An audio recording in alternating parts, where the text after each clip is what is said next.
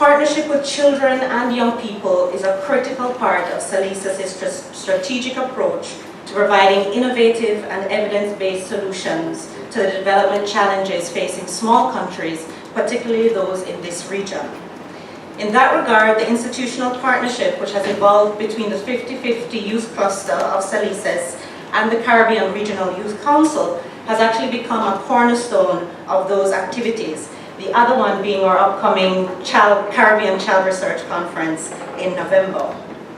Our MOU with CRIC, it's now actually going into its 3rd year, has already borne much fruit, including our collaboration on last year's summit in Belize and the training of a cohort of youth data collectors who will be involved in the compilation of a youth participation index for select Caribbean countries. I'm so grateful to the executive members of the CRIC who have breathed new life into the intersectoral youth partnerships, youth adult partnerships in this region. And if you'd allow me, because I don't think I'll have the opportunity to do this on another occasion, to thank in particular the now outgoing chairman of the Caribbean Regional Youth Council, Jelanie, because he's the member that I've worked most closely with, and I want to thank him for his energy, dynamism, and professionalism, which has really made working with CRIC such a pleasure. Let me just pause here to welcome and to acknowledge the presence of our Minister of Foreign Affairs and Foreign Trade, Senator Kamina Johnson-Smith. Thank you for being here. Minister, I was just explaining that members of our SALISES 50/50 Youth Cluster are therefore honored to be lending our technical expertise to the facilitation of training and sensitization sessions here at the CYLS for a 2nd year. I'd like to acknowledge the members here, Gerardo Bertin, Henry Charles, Dwayne Godsma, and Adrian Watson. Indeed, I believe that this summit offers an important opportunity for us to engage with the Caribbean priorities included in the global agenda.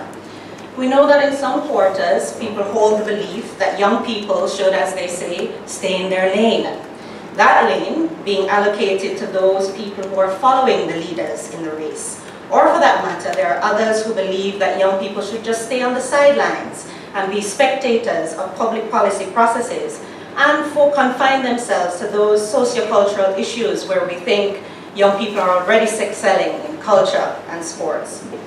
However, we believe that prominent concerns related to governance, peace, and security also require the focused attention of young leaders in very practical terms.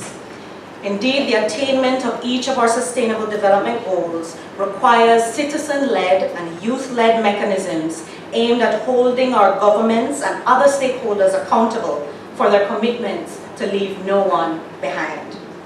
In addition, against the background of the adoption of the UN Security Council's Resolution 2250 on youth, peace, and security, there is need to raise the profile of the contributions that young people already make to conflict resolution in our region and invest further in partnerships that will secure the Caribbean as a zone of peace. It is in that context of this great sense of opportunity for better governance that I approach this Caribbean Youth Day.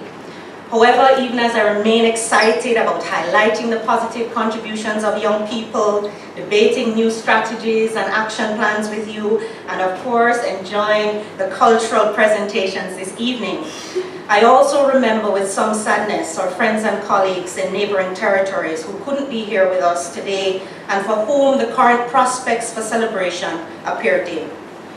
As we deliberate here on pathways to more effective governance and sustaining peace and security, let us be mindful of the experiences of our colleagues in Dominica, St. Martin, Antigua and Barbuda, the Bahamas, Puerto Rico, who are living the devastating effects of disaster, which most of us recognize as a feature of increasing climate insecurity.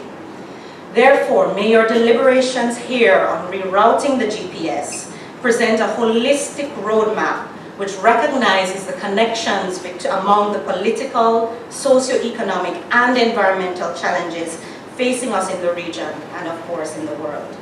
May our discussions also acknowledge the need for just treatment of vulnerable people and equitable responses to those challenges at local levels, even as national players advocate for special support at the international level for vulnerable small island developing states. I believe that the position papers and the recommendations for action that you will advance here over the next few days are critical to advancing innovation and sustainability.